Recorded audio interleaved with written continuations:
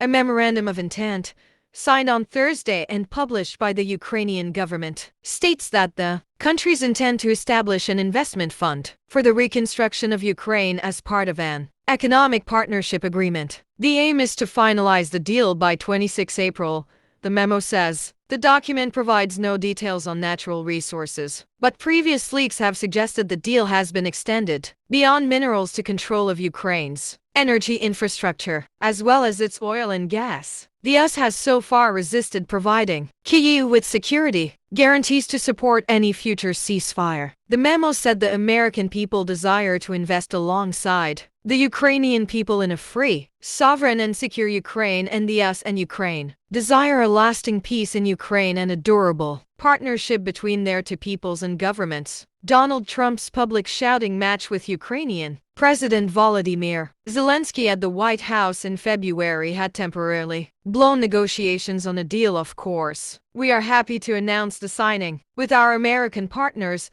of a memorandum of intent, which paves the way for an economic partnership agreement and the establishment of the investment fund for the reconstruction of Ukraine. Sviridenko wrote. The signing was conducted over an online call with Besant, who said the details of the deal were still being worked out. It's substantially what we'd agreed on previously. When the President Zelensky was here, we had a memorandum of understanding. We went straight to the big deal, and I think it's an 80-page agreement, and that's what we'll be signing, he said. The memo said technical discussions were held in Washington, D.C. as recently as 11 and 12 April. Trump also hinted at the deal during a press conference with Italian leader Giorgia Meloni. We have a minerals deal which I guess is going to be signed on Thursday. Next Thursday.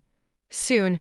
And I assume they're going to live up to the deal. So we'll see. But we have a deal on that, he said. The White House did not respond to a request for further details on contents of the agreement. Reuters news agency reports. The White House argues the mere presence of US businesses would put off Russia from further aggression, but that did not exactly work when they invaded in 2022. Zelensky has repeatedly called for the US to take a stronger stance in supporting Ukraine. A ceasefire without security guarantees is dangerous for Ukraine, he said at a European leaders summit last month. On Thursday, Ukraine's Foreign Minister Andriy Sybiha met with Trump's special envoy, Steve Witkoff, and top diplomat Marco Rubio in Paris. He said they had discussed the paths to a fair and lasting peace, including full ceasefire, multinational contingent, and security guarantees for Ukraine. Zelensky had been hoping to use the deal to secure a security guarantee in his country in the event of a ceasefire deal with Russia.